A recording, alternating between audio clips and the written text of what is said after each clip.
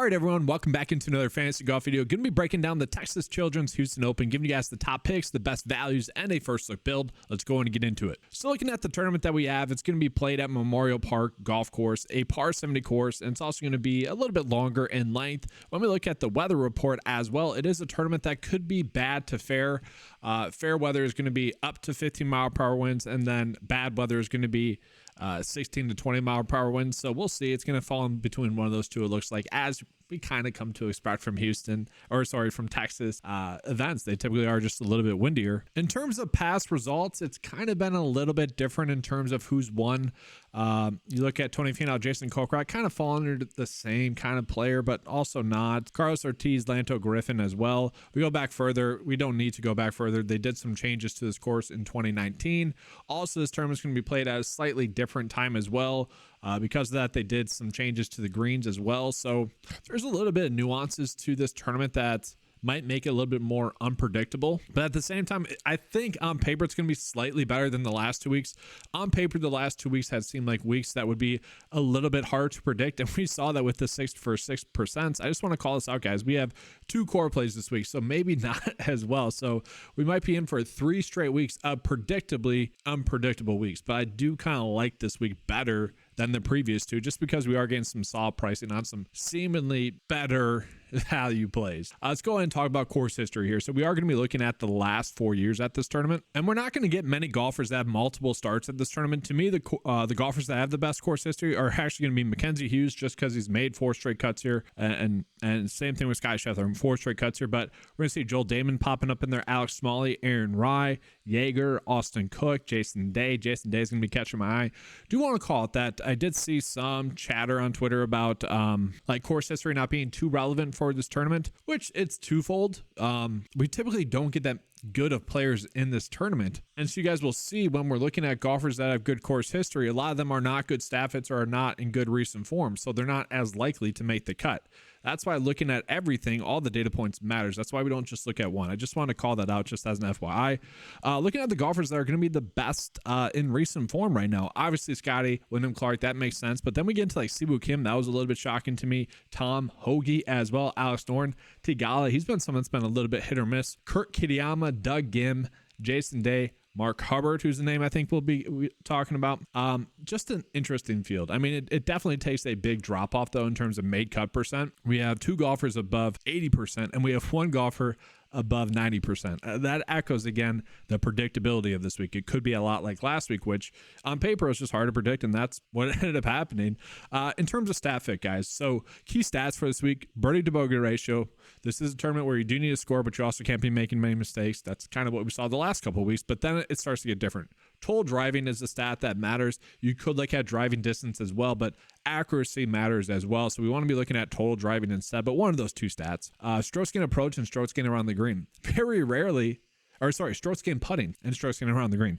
Very rarely are those 2 ever like one of the key stats that we should be looking at this week for whatever reason. Just that's what happens. I think it's just the shape of the course and the length of the course. Then also looking at 200 plus as well, just as an FYI, 200 plus scoring. And again, that kind of goes back to the length of this tournament. And so if we were to just look at those 4 key stats, these would be the top stat fits. But when we look at the whole stat fit, Sky Scheffler would be a little bit better. And what I mean by whole stat fit is I always look at strokes gain total, strokes gain tee to green. Like, you should always be looking at those. These are just more dialed in for this week's tournament. From there, real quickly, specialist data. I don't really care for the specialist data this year. I might just look at like location, like which golfers have performed the best on Texas tracks, but I really don't need to look at that, I don't think, as well. Maybe length as well. That could be something we look at. Probably like that data point a little bit better. Maybe could look at par 70 scores, but also could look at weather. So the weather is projected to be a little bit harder. We could just toss that in there as well. It's kind of for you guys to determine which stats you think are going to be the best there.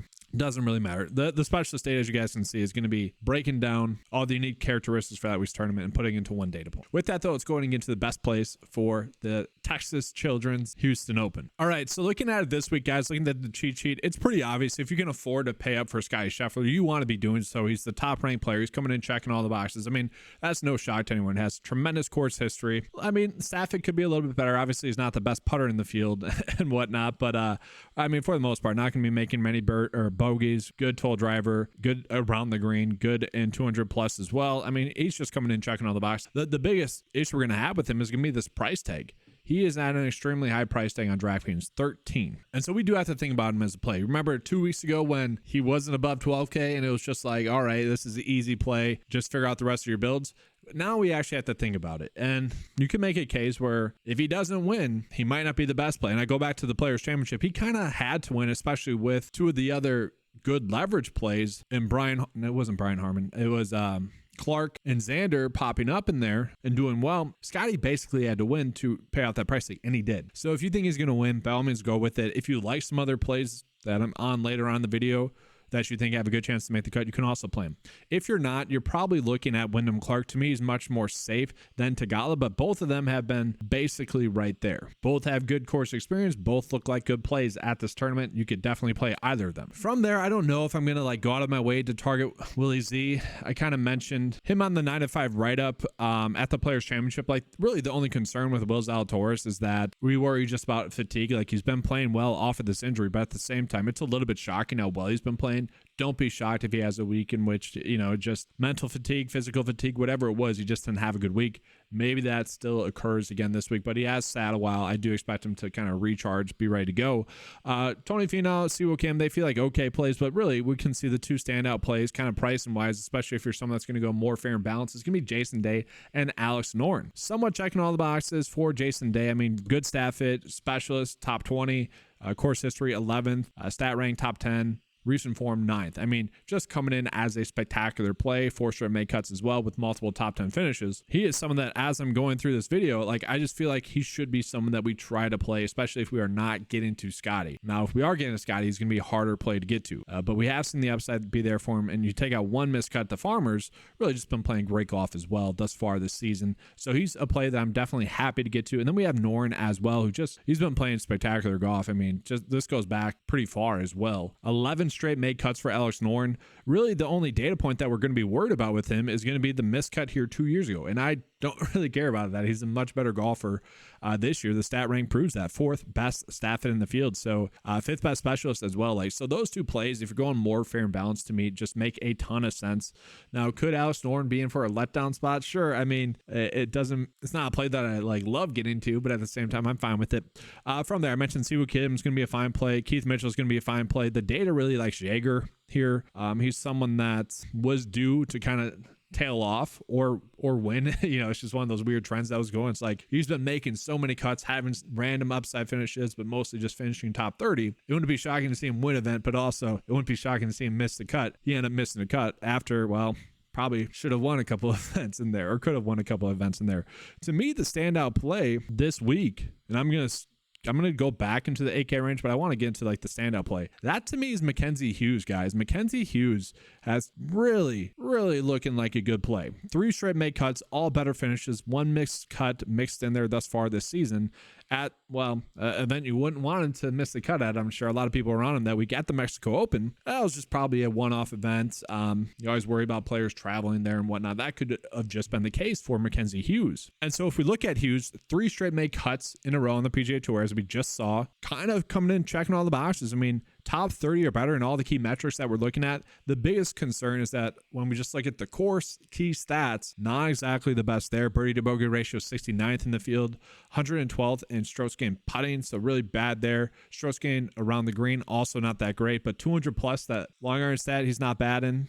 Strokes gained around the green, he's decent at. Putting, he's decent at. It's the total driving that he's struggling at. Apologies there. But not bad at the 200 plus. And then obviously just great course history here. He loves this track. We have seen that. Doesn't have any Texas ties, which is kind of funny, but he is a play that I'm happy to get to this week, especially at that price tag. It's almost like at this price tag, it's almost like a play that we are being forced to play. And I'm okay with that. Even if he's chalk, I'm kind of okay with that. So to me, I think we got 3 solid plays thus far for like a fair and balanced build. And that is where it starts to get more difficult, because we go back up into that 8K range. We have a decent amount of options. I mean, Patrick Rogers is looking like a decent play on paper. The form hasn't been as good recently. Aaron Rai coming in off of a miscut. Don't love that, but he has good course history. Bo Hosler had been someone that has been playing well. Texas ties for him. Like, you could make a case for all those plays. I definitely get it. I kind of might just go back to Doug Gim. I know he was a very big letdown on the weekend. It seems like that's been the case with the plays the last 2 weeks, at least the good plays on paper. It's not doing well the last 2 weekends, which is just weird. But I mean, he is looking like a good play this week. I mean, again, fell off on Sunday, really. Prior to that, 5 straight top 20 finishes, still made the cut, still a good stat fit, still ranks out well in recent form rank. Missed the cut this event last year. That's my biggest worry. Did go to school in Texas, though, so he does have some Texas ties as well. He is someone that I probably will play, but we also have Kurt Kitayama there. That's looking pretty good as a play. And then we also have Jake Knapp, who I'm probably going to get to a little bit more than the field, I would imagine. 6 straight made cuts for him, even in courses where he doesn't have course experience. He's been playing well. Top 20 stat fit, top 20 specialist. He's a play that I really don't mind at that price tag. Kind of feels like the cheapest of the same plays that we're getting in that 8K range that I would just rather end up on. And then from there, Davis Thompson's kind of like a GPP only play. He's kind of popping. Joel Damon, I kind of thought he was going to be chalk last week, and he wasn't.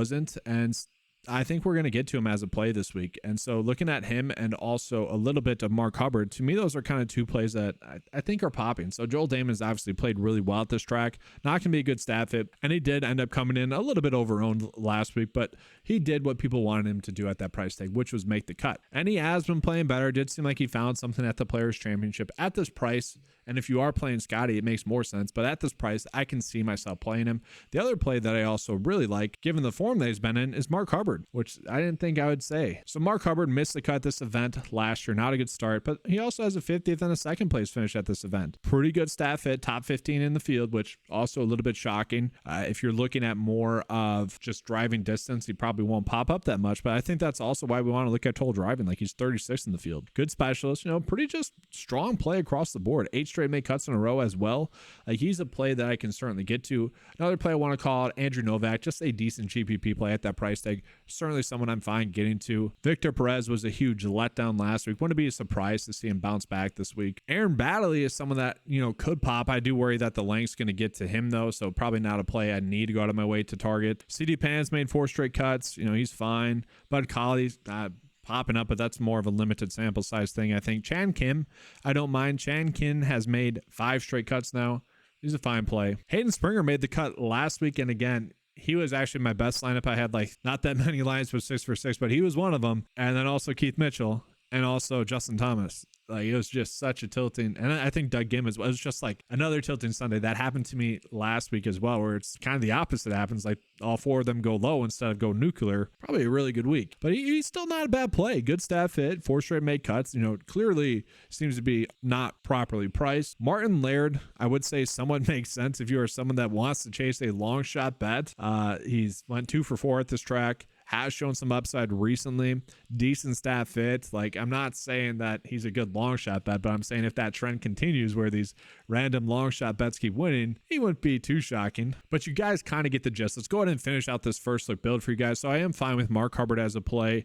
And then we're kind of left at this weird price tag. I do think I want to get to Jake Knapp just because he has been very solid this far this season. Really 1 missed cut at the American Express. And then since then, 3rd, 28th, 1st, 4th, 57th, at the API, kind of a good result for him at a tournament where you typically do want some starts on your belt. And same thing with the Players Championship. The fact that he made the cut there is impressive. This should be a much better event/field for him, so I'm happy to get to him. And then from there, we got a lot of decent plays. Taylor Moore's a play that I don't mind. He's been playing well lately. You got Kurt Kitayama there, Doug Gim there. Just a plethora of options at this price range. So I'd be fine getting to any of those. Let's go ahead and try to show you guys a build of what it would look like if you get to Scotty Scheffler, because you become much more strapped. But I do think there's a route that we can go. So obviously, if we're playing Scotty, I do think we want to play Mackenzie Hughes at that price tag. You should go Joel Damon. Feel fine about that. And you're still left with 7.5 left over. So it's not like it's completely off the board to do this. Andrew Novak bounced back after a bad missed cut at the Players Championship. He's someone that's popping. Decent stat fit, more of a GPP play, but certainly could take the risk on him. Davis Thompson's one that's okay, but I don't mind Taylor Moore. Then you have 7.5 left over. You're probably going to take a little bit more of a GPP risk here, but can make the case for Sam Ryder, Novak. You can make it work with Scotty without sacrificing too much. I already mentioned that 8K range, not the most sexy this week. And then let's just run a first look build with the 9-to-5 lineup optimizer to see what that's spitting out to us. And so I'm just going to run it here so you guys can see what it's spitting out to us. So it does like Aaron Rye. I don't know if I exactly agree with this. This was without putting any filters on it, just as an FYI. I'm probably not going to like Aaron Rye. Here, let's just do like a proper run so you guys can get a good indication. What I like to do is 3 unique players, 30 or so max exposure, and then we'll run it. We'll still get 30 of Rye, 30 of Hubbard, but you get a proper indication of what the data likes here. Wyndham Clark then makes sense, but this is what the optimal build would be on paper. Jason Day, Alex Noren, no shock there. Aaron Rye, don't love that. I didn't look at this prior, guys, so the Day is kind of agreeing with my assessment. It's going to be Mark Hubbard and Mackenzie Hughes. So the only two different ones are probably a too risky Aaron Rye play, but he does have upside. Great course history.